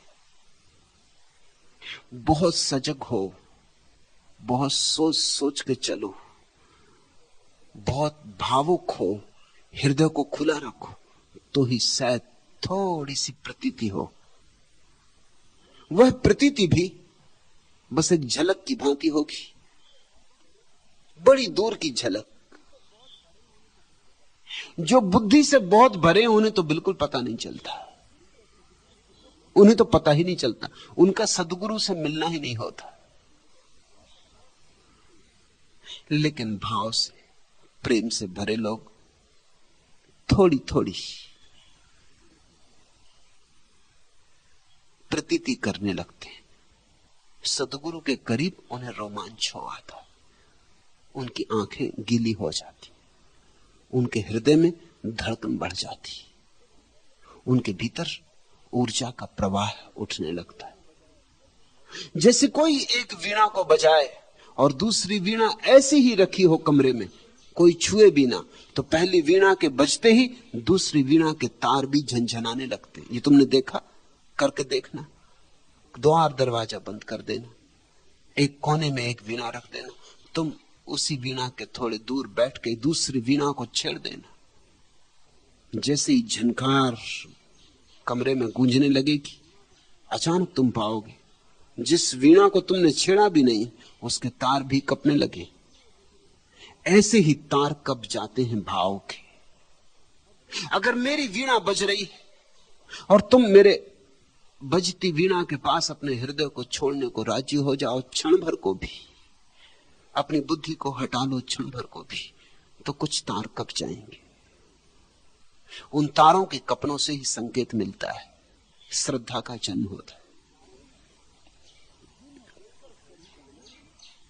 जिन दूसर करी जाना तेई हो ही नरक निदाना। जिन्होंने परमात्मा को दूसरा करके जाने हैं वे नरक में हैं और नरक में ही पड़े रहेंगे। देखते हो नरक की ये परिभाषा, ये प्यारी परिभाषा। पाप के कारण नरक नहीं कि तुमने बुरे काम किए इसलिए नरक, और अच्छे काम किए इसलिए स्वर्ग नहीं। स्वर्ग और नरक का यहां अर्थ ही और है। जिन दूसर करी जाना, यही एक पात्र है, एक पाप है, महापाप कहो, कि जिसने अपने को परमात्मा से दूसरा करके जाना है, जिसने अपने को मैं बना रखा है, जो कहता है मैं अलग हूं, मैं झुकूंगा नहीं, मैं लड़ूंगा, मैं अलग हूं, मैं जीत कर रहूंगा, मैं विजय यात्रा पर निकला। जिसके मन में ऐसी धारणा है, जो परमात्मा से संघर्षरत है, वही नरक में जी रहा है और नरक में पड़ेगा। जिन दूसर करी जाना तई हो ही नरक निदाना।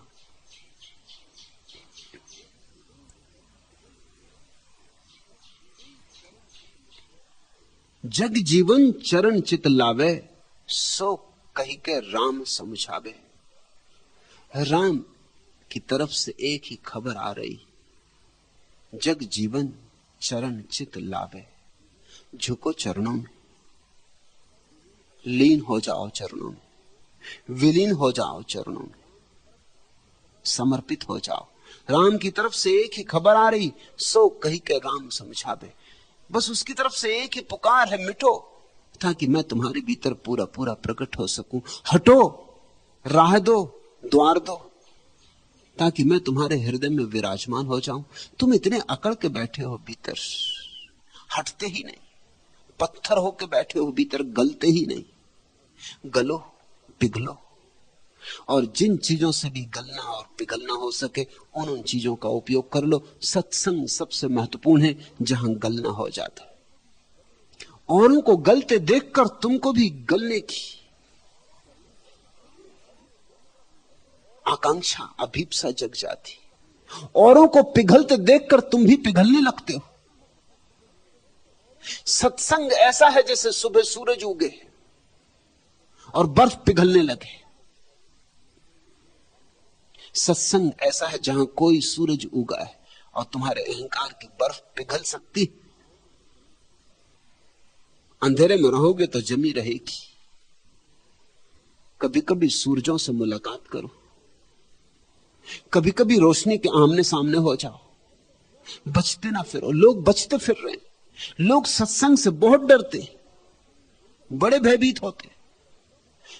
उनके भय का कारण भी है, क्योंकि सत्संग में जाने का मतलब होता है कि फिर पता नहीं लौटना हो पाएगा कि नहीं, फिर पता नहीं चित्त वहीं ना रह जाए, हृदय वहीं ना छूट जाए। और अगर सत्संग में गए तो ये होने ही वाला है। भय ठीक ही है। गौ निकसी बन जाही, बाछा उनका घरी माही। तरण चरई चित्त सुत पासा, गही जुक्ति साध जग बासा। जिसने सत्संग किया है वो फिर संसार में कहीं भी रहे, उसका चित्त सत्संग में लगा रहता, उसका चित्त वहीं दौड़ता रहता, उसका मन गुरु के चरणों में ही लगा रहता है। और ध्यान रखना, गुरु का अर्थ ही वही होता है जो अब नहीं है। जिसके होने में अब परमात्मा का ही होना है। इसलिए इस देश में हमने गुरु को भगवान कहा, भगवत्ता दी, परमात्मा कहा। ऐसे गुरुओं को भी हमने भगवान कहा जो भगवान को मानते भी नहीं, जैसे महावीर को भी भगवान कहा। इस देश की छाती बड़ी है, कम से कम बड़ी थी, अब चाहे ना भी हो, अब तो बड़ी सिकुड़ गई है।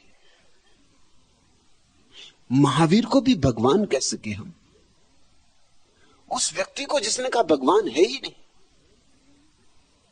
बुद्ध को भी भगवान कह सके हम, उस व्यक्ति को जिसने कहा भगवान भी नहीं है और भीतर कोई आत्मा भी नहीं है, सब शून्य है। इस शून्यवादी को भी हम भगवान कह सके, क्योंकि हमें पता है शून्यवाद अगर पूरा हो जाए तो पूर्ण तो आ ही जाता, उसको लाना नहीं पड़ता। बुद्ध के शून्यवाद से बहुतों के जीवन में पूर्ण उतरा। बुद्ध ने मिटने पर जोर दिया, निषेध पर जोर दिया, विधेय की बात ही नहीं की, क्योंकि विधेय तो हो ही जाएगा, बीमारी चली जाए, स्वास्थ्य तो अपने से आ जाता है। स्वास्थ्य की बात ही क्या कर रहे, और स्वास्थ्य की बात भी करो तो क्या करोगे, बात तो बीमारी की ही हो सकती है।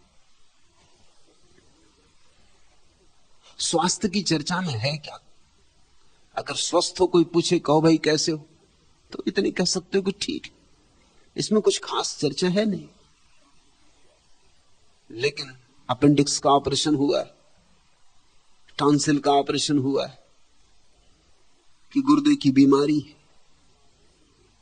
तो फिर हजार बातें। एक महिला एक डॉक्टर के पास पहुंची और उसने कहा मेरा ऑपरेशन कर दो। डॉक्टर ने कहा लेकिन ऑपरेशन किस बात का हो, किस लिए? उसने कहा किसी भी चीज का कर दो, क्योंकि और सब महिलाएं खूब खूब चर्चा करती, मेरे पास चर्चा करने को कुछ है नहीं। कोई कहती 6 इंच का टांका लगा,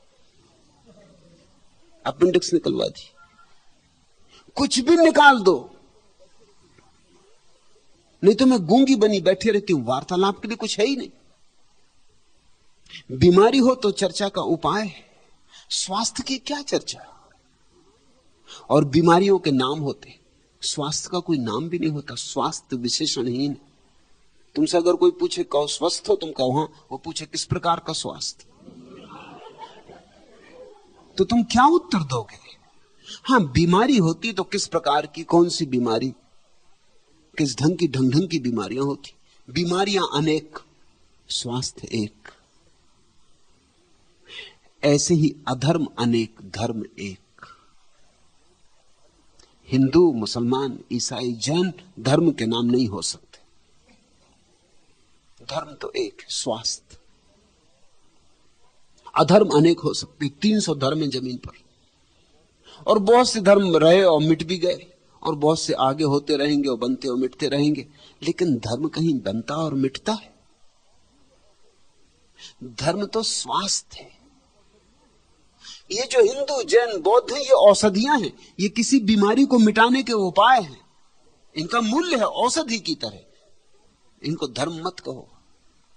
ऐसे जैसे कोई आयुर्वेदिक औषधि, कोई एलोपैथिक औषधि, कोई होम्योपैथिक औषधि, जिसको जो रचे, जिसको जो पचे, और जिसको जिससे लाभ हो जाए, और जिसकी जहां श्रद्धा हो। अब जिसकी होम्योपैथी पे श्रद्धा है उसे होम्योपैथी से लाभ हो जाता, जिसकी श्रद्धा नहीं वो कहता है कि शक्कर की गोलियों से क्या होगा। वैज्ञानिकों ने प्रयोग किए हैं इस बात पर और बड़े हैरान हुए। श्रद्धा हो तो शक्कर की गोली से भी लाभ हो जाता, और श्रद्धा ना हो तो तुम कितनी ही बड़ी दवा दे दो, कोई लाभ नहीं होता। अक्सर ऐसा हो जाता है डॉक्टर की जितनी ज्यादा फीस हो उतनी जल्दी तुम ठीक हो जाते। ज्यादा फीस पे श्रद्धा आती, जब इतनी फीस है और इतनी फीस देकर लोग जाते हैं तो कुछ राज है। अगर डॉक्टर मुफ्त इलाज करे, इलाज काम ही नहीं आता। लोग कहते हैं वहां क्या होगा, मुफ्त दवा करता है फिर भी भीड़ नहीं है दवाखाने में, और वहां देखो जहां 50 रुपए फीस देनी पड़ती वहां क्यों लगा है। 4-5 दिन के बाद मौका मिलेगा डॉक्टर के पास जाने का। जितनी फीस हो डॉक्टर की उतनी ज्यादा जल्दी बीमारी ठीक होती। फिर दवा पे जितना भरोसा हो, कभी कभी तो ऐसा हो जाता है। एक आदमी ने मुझे कहा, चिकित्सक है, बुजुर्ग है, बस्तर गए थे, आदिवासियों का इलाका। एक आदिवासी को दूर के जंगल से लोग ले आए थे, वो बिल्कुल मर रहा था, टीबी था उसे, साफ जाहिर टीबी था और आखिरी अवस्था में था, और वैद्य के पास कोई इलाज का सामान भी ना था, वहां दवा भी ना थी। दवा तो दूर, कागज और कलम भी ना थी। सो पास में पड़े एक खपड़े पर पत्थर सफेद उठा के उन्होंने दवा का नाम लिखा और खपड़ा उसे दे दिया और कहा कि ये दवा ले लेना रोज सुबह शाम एक एक बार। और फिर 3 महीने बाद मुझे मिल जाना आके। वो 3 महीने बाद आदमी आया, बिल्कुल चंगा, हृष्ट-पुष्ट। उसने कहा बिल्कुल ठीक हो गया, गजब की दवा काम की, फिर से दे दें दवा। तो उस वैद्य ने कहा दवा मैंने तुम्हें दी नहीं थी, सिर्फ लिख के दिया था। उसने कहा क्या कह रहा है, मैं तो उसी को घोंट घोंट के पीता रहा। गरीब आदमी, बेपढ़ा लिखा आदमी, खपड़े को घोंट घोंट के रोज सुबह सांझ पीता रहा। आप कहते क्या है? अमृत था, अमृत। फिर तो वो वैद्य मुझसे बोले कि मैं चुप ही रहा कि अब कुछ कहना ठीक नहीं, सब गड़बड़ हो जाए, बना बनाया गड़बड़ हो जाए। मैंने फिर खपड़े पर लिख के वही दवा का नाम उसको दे दिया कि भाई तू इसको और 6 महीने ले ले, अब आने की जरूरत ही नहीं।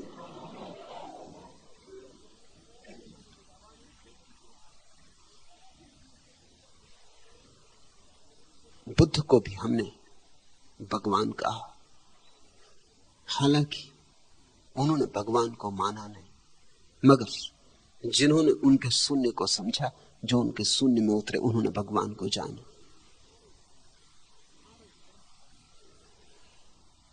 सारे धर्म औषधियां हैं,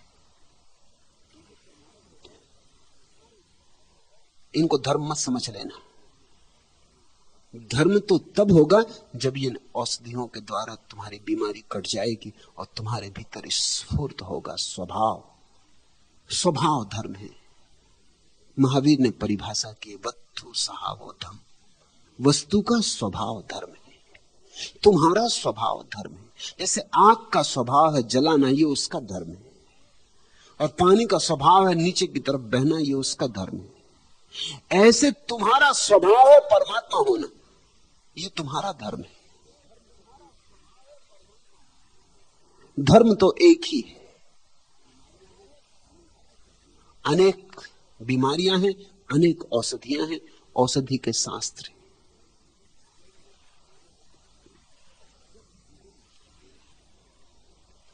जग जीवन चरण चित लावे, सो कही के राम समझावे। जो राम ने कहा, इतना ही कहा है राम ने। उस तरफ से एक ही पुकार आती रही, राम यानी उस तरफ का नाम है। राम से तुम दशरथ पुत्र राम मत समझ लेना, राम तो सिर्फ नाम है उस तरफ से आती पुकार का।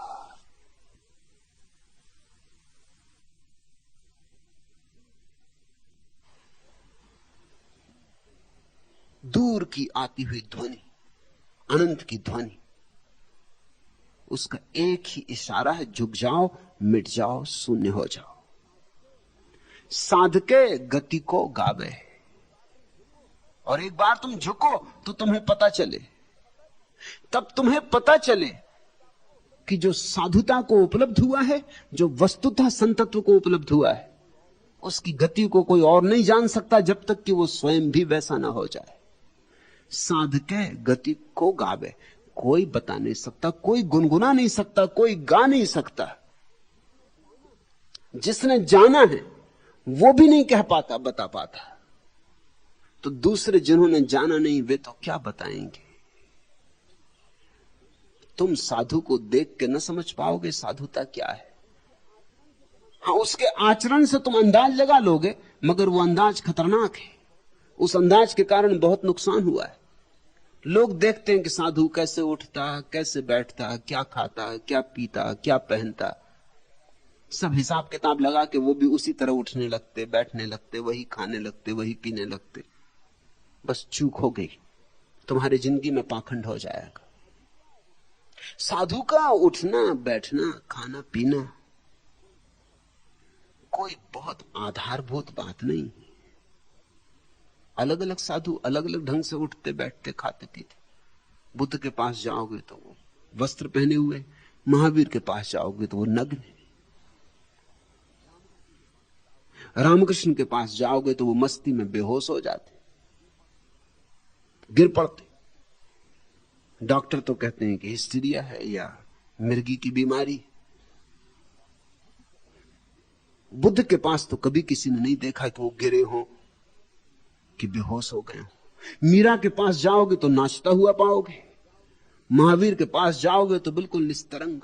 कहां नृत्य, कैसा नृत्य, सब ठहरा हुआ जैसे पत्थर की मूर्ति। यह आकस्मिक नहीं है कि जैनों और बौद्धों के कारण ही पहली दफा पत्थर की मूर्तियां बनी दुनिया में, क्योंकि महावीर और बुद्ध में कुछ थोड़ा सा संगमरमर जैसा ठहरापन था। संगमरमर में उसकी झलक है, दोनों ठहर गए थे जैसे निस्तरंग जल हो। संगमरमर में थोड़ी झलक है, इसलिए जैनों और बुद्धों ने सबसे पहले मूर्तियां बनाई। क्योंकि महावीर को जिन्होंने खड़े देखा बिल्कुल निस्तरंग अकंप, उनको पत्थर की याद आई। महावीर की मूर्ति बन सकती है, मीरा की कैसे बनाओ? मीरा तो तरंग है, नाचती हुई, अभी यह अभी वह। मीरा की मूर्ति अगर बनानी हो तो फव्वारे से बनानी पड़ेगी, पत्थर से नहीं बन सकती। उतनी तरंग लानी पड़ेगी। अब मीरा को देख के तुम नाचने लगना, तुम्हारा नाच झूठ होगा, क्योंकि मीरा के भीतर परमात्मा उतरा है और परमात्मा नाच रहा है, इसलिए मीरा नाच रही, वो मर्जी। तुम्हारा नाच तुम्हारी मर्जी, वहीं झूठ होता, वहीं पाखंड हो जाता। महावीर के भीतर परमात्मा उतरा, उसने वस्त्र फेंक दिए, परमात्मा नग्न खड़ा होना चाहा, परमात्मा नग्न खड़ा हो गया, वो परमात्मा की मर्जी। महावीर को भी मन में उठा होगा कि कम से कम लंगोटी तो लगाए रखो, लेकिन परमात्मा की मर्जी नग्न होने की थी तो वो नग्न हो गए। और कृष्ण में परमात्मा की मर्जी थी कि मोर मुकुट बांधे, कि पीतांबर पहने, कि श्रृंगार और सौंदर्य। कृष्ण को भी लगा होगा कि ये जरा ठीक तो नहीं मालूम पड़ता, इससे तो ऐसा लगता है जैसे कोई रासलीला कर रहे हैं, इससे ऐसा लगता है जैसे कोई नाटक मंडली, ये कुछ जचता नहीं। मगर करो क्या, परमात्मा की मर्जी, जचे कि ना जचे। कृष्ण भी थोड़े उतने चौंके होंगे जितने महावीर चौंके होंगे कि ये माजरा क्या है, लंगोटी तो बचने दो। कृष्ण को भी लगा होगा, और ये कोई ज्यादा इनका फासला नहीं था, करीब ही करीब थे। कृष्ण को भी लगा होगा। कृष्ण के ही एक चचेरे भाई नेमिनाथ जैनियों के तीर्थंकर, वो नग्न हो गए थे। नेमिनाथ नग्न हो गए, चचेरे भाई है कृष्ण के। कृष्ण उनके दर्शन को भी गए, बड़े भाई थे। एक तरफ नेमिनाथ है जो नग्न हो गए, एक तरफ कृष्ण जो मोर मुकुट बांधे खड़े। जैसी परमात्मा की मर्जी। लेकिन तुमने अगर बाहर से आचरण देख के थोपा तो वो तुम्हारी मर्जी, वहीं पाखंड हो गया, वहीं तुम आ गए। इसलिए आचरण देखकर अनुकरण मत करना, अन्यथा तुम थोथे के थोथे रह जाओगे। सत्संग करो, सदगुरु के हृदय को तुम्हारे हृदय से मिलने दो, डोलने दो, नाचने दो, पिघलने दो। धीरे धीरे वहां से कुछ तुम्हारे भीतर पैदा होगा और तुम्हारे आचरण तक आएगा, तो ही कुछ हुआ, अन्यथा सब पाखंड है, धोखा है। साधके गति को गावे जो अंतर ध्यान लगावे। कौन समझेगा साधु की गति? जो अपने भीतर अंतर में उतरेगा, जो अंतर ध्यान लगावे, जो बाहर की सब भूल जाए और भीतर बस रहे। जब गुरु के पास बैठो तो बाहर की सब भूल जाना, भूल ही जाना सारा संसार, बस रह जाना भीतर भीतर, बस हृदय की धड़कन बन जाना, धड़कन से जरा भी ज्यादा नहीं, धड़कन में ही समा जाना, बस धड़कते ही रह जाना। न शब्द, न वाणी, न विचार, न संसार, न व्यवसाय, न व्यापार, कुछ भी नहीं, सब गया, सिर्फ रह गया धड़कता हुआ दिल। बस उस धड़कते दिल से मिलन हो जाएगा। धड़कता दिल इस परमात्मा के साथ, धड़कते दिल के साथ मिल जाएगा। एक क्षण भर को झरोखा खुल जाएगा और वहां से उतरेगी किरण। जो अंतर ध्यान लगावे उसको पता चलता है कि साधु के भीतर क्या हुआ है। चरण रहे लपटाई, फिर तो वो एकदम गुरु के चरणों में लिपट जाता है।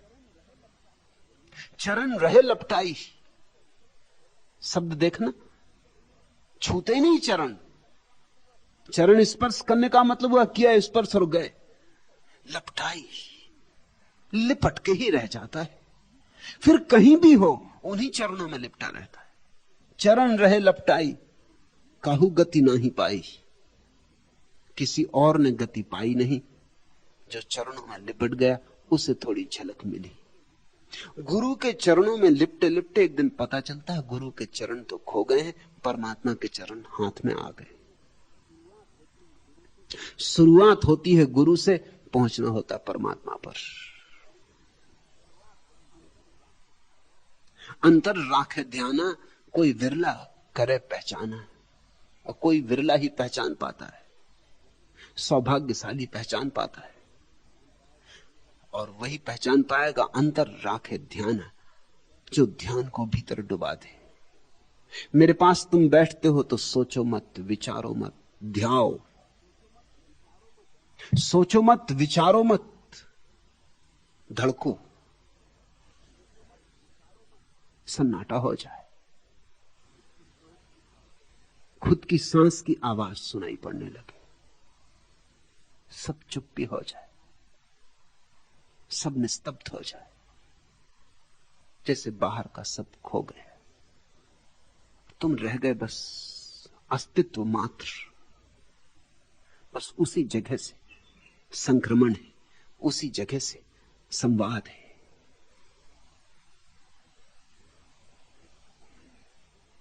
एक था पागल खाना, पागलों में रोज विवाद छिड़ जाता था। पागलों में विवाद ही छिड़ सकता है, संवाद तो हो ही नहीं सकता। संवाद तो बड़े समझदारों में होता है।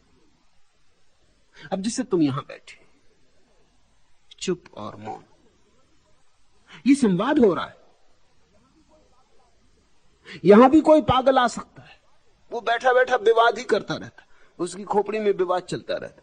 वो सोचता है ये ठीक, ये गलत, ये मुझसे मेल खाता, ये मुझसे मेल नहीं खाता, ये मेरी किताब में लिखा, ये मेरी किताब के खिलाफ जा रहा है, ये बात नहीं मान सकता मैं कभी भी। वो इसी तरह के विवाद में पड़ जाता है। तो पागल था, खाना था बड़ा, बहुत पागल थे, रोज विवाद छिड़ता था पागल, और करें भी क्या, दिन भर विवाद के सिवा कोई उपाय ना था। एक दिन एक बड़ा अद्भुत विवाद छिड़ा। विवाद का विषय था इस पागल खाने में सबसे बड़ा पागल कौन। स्वभाव था पागलों को यही धुन रहती, सबसे बड़ा कौन। सबसे बड़े होने के पीछे तो लोग पागल हो जाते। पागलपन ही क्या है दुनिया में, सबसे बड़ा कौन, तू के मैं। भारी विवाद छिड़ा, काफी हो हल्ला मचा, मारपीट हुई, चीजें फेंकी गईं, जूतों से स्वागत सत्कार हुआ, कुर्सियां तोड़ डाली, तस्वीरें दीवार पर लटकी गिरा दी, बड़ा हो हल्ला मचा।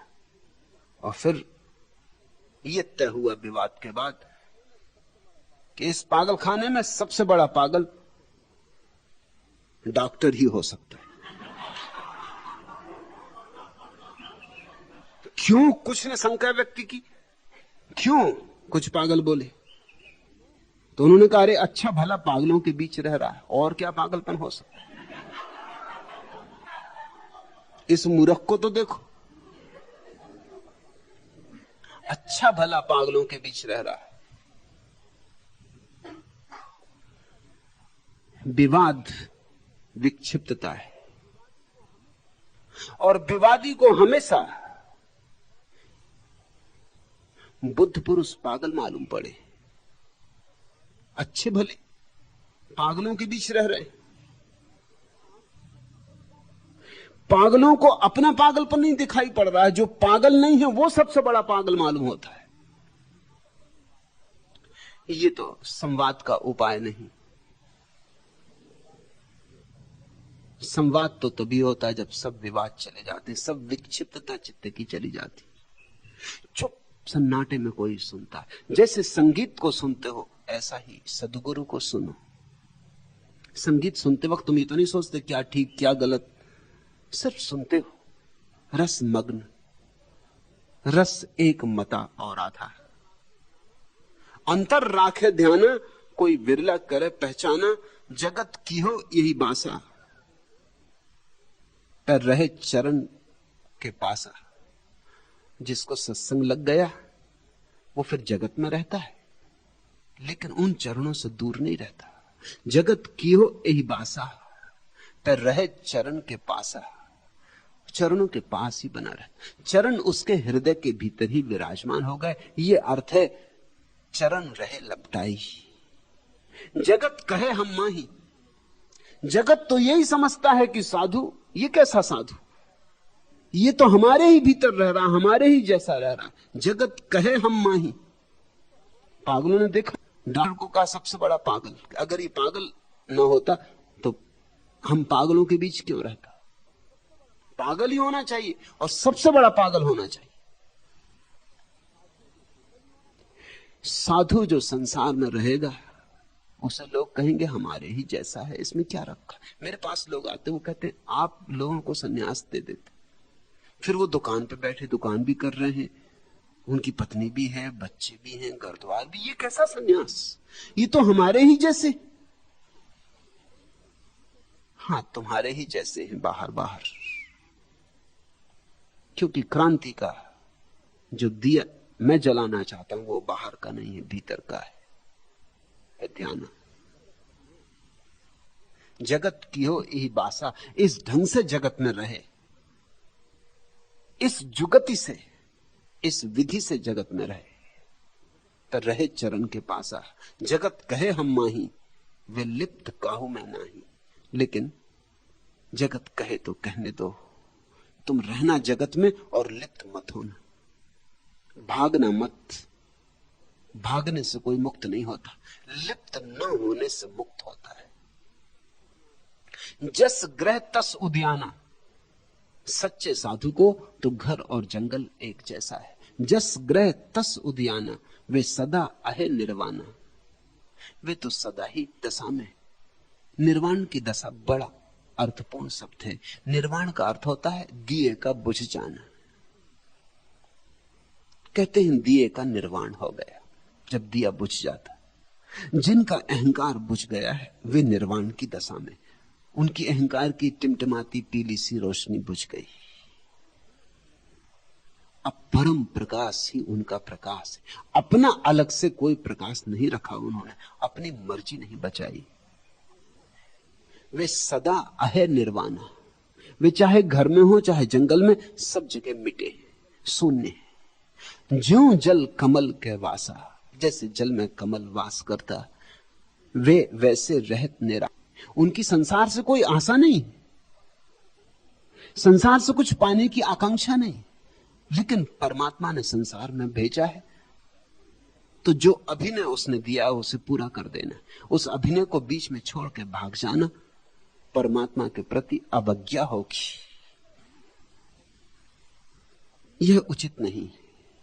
अभिनय है ऐसा जान के पूरा कर देना है। जैसे कुरम जल माही, जैसे कछुआ जल में जाता, बाकी सूरत अंडन माही, लेकिन उसकी याद तो अपने अंडों में लगी रहती जो किनारे पर रखे।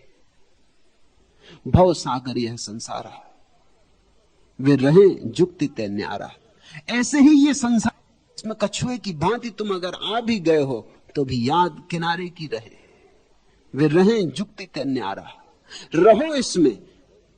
कला यही है कि रहो भी और रहो भी नहीं। भगोड़े कलाकार नहीं है, भगोड़े बहुत स्थूल है। घर छोड़ के जो चले गए हैं जंगल में, उन्होंने बड़ी छोटी सी क्रांति की, बड़ी ओछी सी क्रांति की है। इससे आत्मा नहीं बदल जाएगी। इससे क्या होगा? मैंने सुना है एक कौआ जा रहा था ओड़ा पूरब की तरफ। एक कोयल ने पूछा, चाचा कहां जा रहे? उस कौवे ने कहा, मैं पूरब जा रहा हूं। पूरब के अब मुझे यहां पश्चिम में नहीं रहना,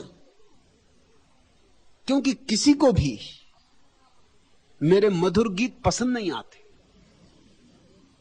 कोयल ने कहा, चाचा पूरब जाने से क्या होगा, जरा गीतों का ढंग बदलो, जरा और गीत गाओ, जरा और कंठ बनाओ।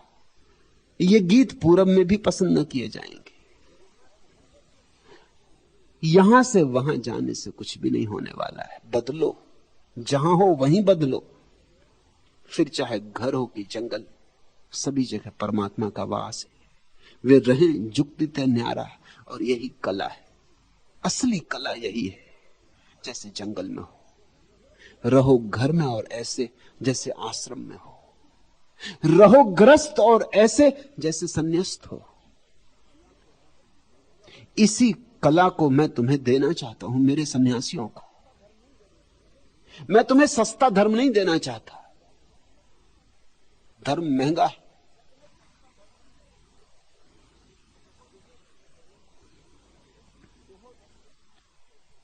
बहुत हसीन सही सोहबतें गुलों की, मगर वो जिंदगी है जो कांटों के दरमियान गुजरे।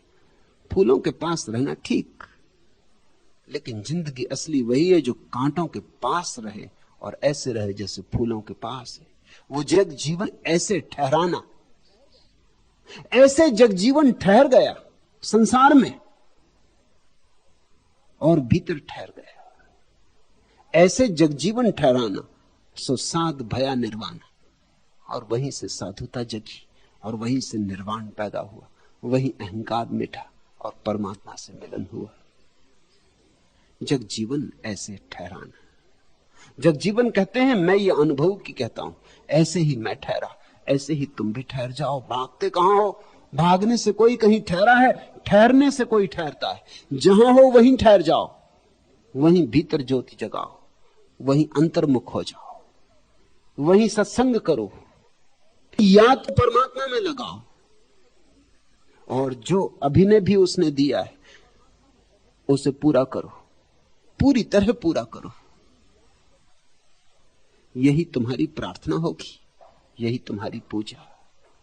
और एक दिन तुम चकित हो जाओगे। बाहर सब वैसा का वैसा रहता है, भीतर सब बदल जाता है। और जब भीतर सब बदल जाता है तो बाहर भी सब अपने आप बदल जाता है, क्योंकि दृष्टि और हो जाती, देखने का ढंग और हो जाता। फिर वृक्ष नहीं दिखाई पड़ते, परमात्मा ही हरा होता दिखाई पड़ता है। फिर लोग नहीं दिखाई पड़ते, परमात्मा ही भिन्न भिन्न रूपों में चलता हुआ दिखाई देता है। आकाशों में अनेक अनेक ढंगों से बरसता हुआ मालूम होता है। दृष्टि सृष्टि है, और जब दृष्टि बदल जाती तो सृष्टि बदल जाती। यह है कला। भगोड़ेपन में कला नहीं है। जहां हो वहीं ठहर जाओ। वे रहें जुक्ति ते न्यारा, जल में कमलवत, ऐसे न्यारे होने की कला सीखो। और लोग तो नहीं समझेंगे, उनकी चिंता ना करना। लोग कभी नहीं समझे, उनकी बात ही मत फिक्र में लेना। हंसे तो हंसने देना, नाराज हो तो नाराज होने देना, विरोध करें तो विरोध करने देना। उनके प्रति मैं करुणा का खंडित मत होने देना। यह उनकी मजबूरी है, उनकी समझ में नहीं आ रहा। जो उनकी समझ में नहीं आता वे उसे गलत मानते। लेकिन तुम अपने भीतर के रस को इस कारण खंडित मत करना। तुम इन बातों में मत उलझना, तुम अलिप्त बने रहना, और जल्दी ही तुम पाओगे वह अपूर्व घटना घटती है। रस एक मता और आधा।